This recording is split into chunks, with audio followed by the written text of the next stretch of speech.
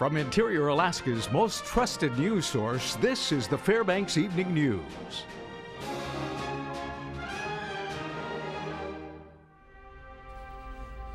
Good evening and welcome to the broadcast. Senate President Kevin Meyer doesn't think there's broad support in his chamber for a restructuring of Alaska Permanent Fund earnings. He said that with the exception of tax bills, that will be the hardest bill for the Senate to pass. Rewrites of the Governor Bill Walker's bill calling for structured annual draws from permanent fund earnings and changes to the dividend program are pending in the House and Senate Finance Committees. During a House hearing Tuesday, Representative Les Guerra said he worries that the provisions of the rewrite reducing the payout from earnings as oil prices rise are a pathway to austerity since they limit the revenue available to address areas that have been cut in recent years. You're in deficit land forever. You're laying off people forever. I mean, to me, this seems like a recession, and I don't know why this came in on day 91 of the legislative session. Representative Guerra, it was discussed in this committee, and everybody said that they understand what we're trying to do here. Everybody's concerns were, what if oil prices go up? We have to have something so that we don't double the size of government in 2 years. So that was the concern of this committee, and that's why we've been modeling this and trying to work in that direction. I mean, that's a real concern. An assistant professor who was mauled by a bear while teaching a mountaineering course in southeast Alaska is in critical condition. 35-year-old Forrest Wagner is in the intensive care unit at Providence Hospital in Anchorage. Wagner was reportedly with a group of 11 students and 2 teaching assistants on Mount Emmerich near Haines when he was attacked by a sow with 2 cubs. No students were hurt during the incident. Wagner's biography says he's been coordinating and teaching in the outdoor studies program at the university's Juneau campus since 2006. Senator Lisa Murkowski's energy reform bill is scheduled for a vote of the full Senate Wednesday morning in Washington, D.C. The Energy Policy Modernization Act would promote a variety of energy sources from renewables such as solar and wind power to natural gas, hydropower, and geothermal energy. The bill also would speed federal approval of projects to export liquefied natural gas to Europe and Asia, update building codes to increase efficiency, and strengthen electric grid safety standards, among dozens of other provisions. Murkowski spoke on the Senate floor today. Moving forward with this act will help America produce more energy. And at the same time, it will help Americans save more money and save energy with all of the energy efficiency provisions. It will help ensure that energy can be transported from where it's produced to where it is needed. More than 20 dogs in the interior died this winter from the virus known as Parvo. Sarah Dubowski has more in this report. The canine Parvo virus infection is a highly contagious sickness that affects dogs, wolves, coyotes, and foxes. This past winter, more than 20 dogs were reported to have the disease, which causes them to become ill with fever, vomit, and have blood in their stools. The Associate Dean for Veterinary Medicine at UAF, Arlie Reynolds, says this winter's weather could have been part of the problem. We didn't get much snow from the beginning of December until the middle of March. So, usually what happens is we keep having snow and things get covered and recovered and kind of helps keep areas clean. Well, people and dogs were walking around on the same surface for 3 months. So when one dog came down with the disease, it was very easy to spread it to other places, and it stayed in those environments and kept infecting new dogs. The Parvo virus is easily passed from one canine to another through regular dog activities and can be extremely hard to kill. Once Parvo virus is in the environment, it's essentially there forever. So Parvo virus that was shed from an infected dog 10 years ago, if that went into the dirt in a kennel, it is likely still there and likely still possibly able to infect a dog. So heat doesn't kill it, cold doesn't kill it. About the only way you can kill it is with chemicals like Clorox. Regular bleaching of your dog pen is a good way to thwart the virus, but the professor of microbiology at UAF, Kasten Hofer, says the top defense is speaking to your vet about vaccination. So the best prevention is to work with a professional that would be a veterinarian on developing a vaccination regime for your dog or your kennel or whatever the situation. But vaccination is the best preventative measure. Sarah Dabowski reporting. When we come back, the Carlson Center was packed with employers and employees as businesses were given the Family Friendly Award. Also, Monty Bowen talks about sleep and sleep deprivation in this week's Health Report. Stay with us. Welcome back. Perry Wally is resigning from the Fairbanks City Council during the body's next regularly scheduled meeting on April 25th. Wally, who is also a general manager of Last Frontier Media Active, purchased a home outside the Fairbanks city limits in North Pole and will no longer be able to serve on the city council. It was a family decision he made since his wife found employment on Eielson Air Force Base. Wally has been on the Fairbanks City Council for 4 years and was re-elected in October of 2015. Fairbanks Mayor John Eberhardt will appoint a replacement for Wally and has until May 23rd to decide. Wally says it wasn't an easy decision, for him to resign from the city council. I didn't want to resign. I really enjoy being on the council. It's a great learning experience, and just watching over the city finances, you know, I get a little nervous leaving the council. Let's put it that way. I know there's some good people on the council. All of them are good, and I have full faith in them to continue on producing limited government and you know, keeping our taxes low. Every year, employees are given an opportunity to give praise to their employer with the Family Friendly Awards. Today at the Carlson Center, a packed audience watched as numerous agencies were recognized for the efforts they made to ensure their employees and their families are secure and safe in their workplaces and at home. Specifically, North Pole Police Department, UA College Savings Plan, Thrive Alaska, Alaska Oral and Facial Surgery Center, and Jeans Chrysler, Dodge, Jeep, and Ram all received awards. It is sincerely hugely important to our community, the way we treat our employees and accommodate them. It's important at the borough, and I think it not only benefits the community as a whole and our employees, but I think the employers also benefit by having their employees more productive and happier with their jobs and their placement.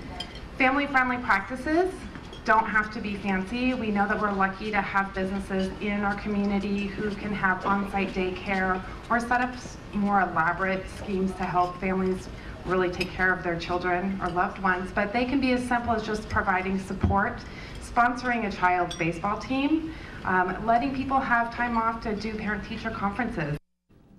Everyone feels better after a good night's rest, but sometimes other priorities get in the way of getting at least 7 hours of sleep every night. Monty Bowen has more on the subject in this week's Health Report. Oftentimes we try to make up for lost time by sleeping later on the weekend. But can we really catch up on sleep? Dr. Rena Mera, a sleep expert, said the extra sleep may help you on the weekends, but not in the long run. The whole notion of being able to catch up and sleeping more on the weekends to offset any curtailed sleep during the week is not really going to be that helpful, at least in terms of neurocognitive function, vigilance, drowsy driving, those sorts of things. The doctor says sleep deprivation can have detrimental effects on the body. Even if it's just one night of lost shut-eye, sleep deprivation can cause a lack of alertness, impaired memory, and can increase the likelihood of having a car accident. Long-term sleep deprivation can even affect your appearance, causing premature wrinkling and dark circles under the eyes. And while sleeping in on the weekends will help you function on the weekend, it won't help you during the week because your body can't store sleep for later use.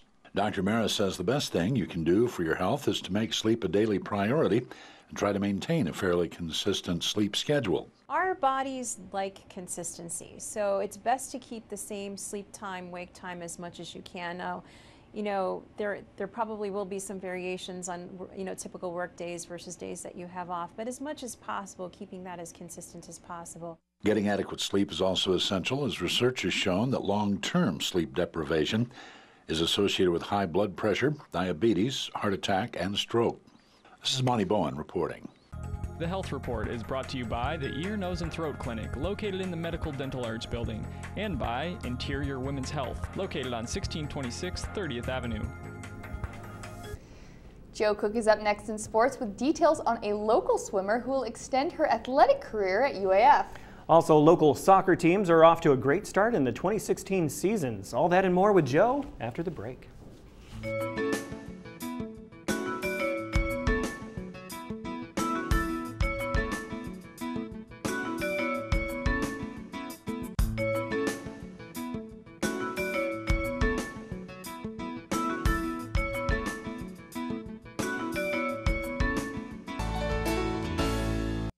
Hello, Interior Alaska. Joe Cook here with your local Tuesday Sportscast. A local athlete culminated an impressive high school career by signing a national letter of intent. This afternoon at West Valley High School, Abigail Ann Gyak signed her NLI to swim for the Alaska Nanooks. She will be staying home. Her parents are UAF alums and her older sister's also at UAF. She will join former Wolfpack swimmer Cassidy Heaton up on the hill and interior product Martha Hood. And Gyak has only been swimming for 4 years, but caught the eye of UAF coaches. Head coach Scott Limley will initially use Ann Gyak as a backstroker and freestyler. In her senior season, she won regional titles in the 50 free and 100 backstroke events and finished 5th overall in the state in both of those events in November. Even with high praise from her high school coach, being able to swim at the next level was a surprise. I did not see myself swimming in college because I've only been swimming for 4 years now. And so definitely when they emailed me and telling me that they're interested in me, I was like totally mind blown. Like, I was like, this is me, okay. She's got a gift. Like Michael Phelps, like Natalie Coughlin, some of the bigger swimmers in our sport, or most collegiate swimmers, that like Martha Hood, she's just got a gift. The feel for the water, just some people don't. And she's got it. Another interior athlete will be playing college athletics as well. Yesterday, Monroe Catholic announced that senior guard Joshua Cole will be playing college basketball for Division III Luna Vista University in Storm Lake, Iowa. Cole scored near double digits per game for the Monroe Rams, who finished second in the Aurora Conference and third overall in the 3A state tournament this past season. He plans to major in exercise science and business. Hawaii is one of many places for beaches, sun, and fun in triathlons. A UAF coach took advantage of the opportunity and won a triathlon title recently. On Saturday, UAF assistant swimming coach Kenzie Lane won the women's title in the Lava Man Triathlon in Hawaii at the Waikoloa Beach Resort. She finished the 1,500-meter 40K bike and 10K run in 2 hours, 11 minutes, and 3 seconds. Her coach, Matt Lieto, out of Oregon, won the event in 1:54.24, and her fiance, Marcus Ferris, placed 5th in 2:03.26, so all in the family for them. Lane will be in Anchorage's Golden Nugget Triathlon next month to defend her title, and then she will turn her focus to the half Ironman World Championships in September in Queensland, Australia. On the pitch, the West Valley boys soccer team, well, that train keeps on rolling. On Saturday evening, they went up against the Hutchinson Hawks and won 8-0. Drew Ricks and Shane Gillette each scored twice to lead the pack in the victory. They also got that shoulder goal from Frederick Rosenlund, which is an I-5 play. Wolfpack now have 3 shutouts in their first 4 outings. They have allowed just 1 goal in the first 4 games of the year, and they are 4-0. But they are not the only undefeated interior team. The North Pole girls, they won 5-0 over the Houston Hawks on Saturday. Judith Hepburn is having a great start to her senior season. She had 3 goals for the hat trick in the win. Nicholas Aspinlin also had a hat trick for the North Pole boys. They cruised to a 10-1 victory over Houston. The Patriots finished their season opening road trip with a 3-0 record. At Palmer, the Lathrop team split some close games. The girls lost 1-0 to Palmer on an unfortunate own goal in the final minutes. But Jake Carlson, he got the shutout for the boys team in a 3-0 win over the Moose. Zach Kosa led the Lathrop offense with 2 goals in that win. Baseball season starts this week for interior high school teams. In fact, opening day is tomorrow on Wednesday. Defending Mid-Alaska Conference champions, the Lathrop Malamutes will take on the Monroe Rams for the first game of the season for varsity teams at Groudon Park. Thursday, Allison and Hutchinson will get out on the West Valley High School diamond for their opener. Friday, Lathrop travels to Newby Field in North Pole to battle the Patriots. West Valley will open their season against the Allison Ravens on Friday as well. Times for all those games are at 6 o'clock. Lathrop and West Valley will meet for the first time next Tuesday, April 26th on Marlin Field. The first big road trip will be at the end of the month when North Pole will take on Wasilla, while Lathrop will play Chugiak and South Anchorage. The MAC tournament starts May 24th, and the state tournament is June 2nd through the 4th in Anchorage. And that'll do it for sports tonight. Thanks for watching. After the break, Mike Schultz will have your full weather forecast, and we'll catch you next time. Hey everyone, welcome back into our Tuesday night newscast. Time to take a look at the weather now. Mike Schultz with you once again. And it was another beautiful day across the interior. I've said that so many times this spring so far. I never get tired of saying it either, and it's going to get even better. In fact, temperatures are going to continue to warm as we head in toward the weekend. Tonight, we're going to be talking about quite a few things. First of all, a few sprinkles or flurries are still possible. If you looked outside lately, you've seen some clouds and some virga falling out of them, which is rain that doesn't quite reach the surface because it's too dry. Even warmer air is moving in tomorrow. Temperatures could be close to 60 degrees, and by this weekend, we're looking at low 60s all the way through the weekend. Good news there. Speaking of temperatures, 56 degrees for the high today, 55 currently. The low last night, 31. The record high, 66 in 2010, 7 below in 1959. Sunrise exactly at 6 o'clock this morning, and the sun sets this evening at 9:44, giving us 15 hours and 44 minutes of daylight, a gain of 7 minutes from yesterday. On the satellite radar, all of the clouds and moisture are sitting off to the west and the southwest. Just a few scattered showers moving across, even a few isolated showers in the interior. Things are looking pretty good for southeast Alaska. They're finally clearing out. All this is expected to continue to move off to the west, which is really good news. Speaking of temperatures around the states, here's what it looks like. 52 and 55 degrees at Juneau and Ketchikan. 50 degrees, cloudy skies at Anchorage. Showers around Kodiak, 44 degrees there. And along the Aleutian chain, Cold Bay, 42 degrees, cloudy skies. Up and down the west coast, temperatures pretty consistent. 46 at Bethel, 44 at Nome. A little warmer than it was yesterday in Barrow, 13 degrees for their high today. And Fort Yukon, lots of sunshine and 41 degrees. Lower 48 weather, that area of low pressure continues to move very, very slowly to the east. As it does, it's still spinning off a lot of energy and a lot of storms across much of Texas and the deep south, including the Houston area, which is something they don't really need. This system is expected to move very slowly. Still in its wake, looks like more thunderstorm activity and more rain moving back in on the west coast as a trough of low pressure develops. As you can see here, a low pressure area moving just north of San Francisco will bring widespread rain and showers up and down the west coast. The jet stream, once again, calling for a big buckle in the jet stream down to the south and the east and half of the country, which would mean mixed weather there, little cool conditions across the Great Lakes and thunderstorms, and then more rain across the western half of the country. All right, time once again for our kids' weather. And all this week, we're talking with the kids from Hunter Elementary School. Here's a young lady with a very nice picture she's drawn to share with you tonight. Hi, my name is Emily. I'm in Miss Power's class, 3rd grade in Hunter Elementary School. And this is the sunshine, and I was inspired to draw it because it's sunny almost every day. I used colored pencils to draw this picture. Nice picture. And as always, thanks to Mount McKinley Bank for sponsoring our kids' weather. Tomorrow night, a young man's going to be here with a very unique question about the weather. All right, here's your forecast for tomorrow for the northern sections. Flurries and blowing snow for Barrow.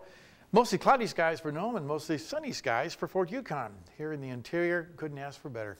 Mostly sunny skies all the way across the region. No even mention of any showers either. How about that? Over southeast Alaska, we're looking at becoming partly cloudy in Juneau and turning sunny in Ketchikan, so the rain is out of the picture there. But the rain is definitely in the picture for the southwest portions of the state. Showers for Cold Bay, rain again in Kodiak, and partly cloudy skies at Bethel. And down over the Anchorage Bowl, partly cloudy skies for Anchorage, showers for Valdez, and some scattered showers for Homer. Keep the umbrella handy if you're heading down there.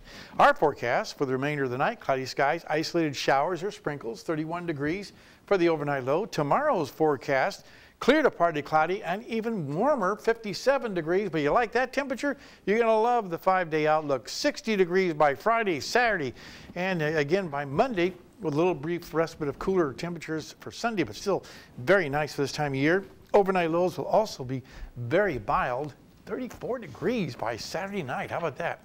Our photograph for tonight, well, let's see. Here's our photograph, a little owl. Hello, little owl, sent in by Lori Gerber. And again, photos at KTVF 11 if you have one that you would like to share. Who was that picture by? That was a little bit of the owl. Who? Yeah. You almost got me, not quite. Yeah, I almost did. You liked it, didn't you? Yeah. That's cute. All right, thanks, Mike. That'll wrap up this edition of the Fairbanks Evening News. We're glad you could join us. Tonight on NBC Nightly News, coming up with Lester Holt, we're going to be talking more about the election going on in New York. That's a big one. That's all coming up, like I said, on next with Lester Holt. You can join us here 6 days a week at 6 and 11 or online anytime at webcenter11.com. From all of us here at the News Center, have a glowing night. Oh.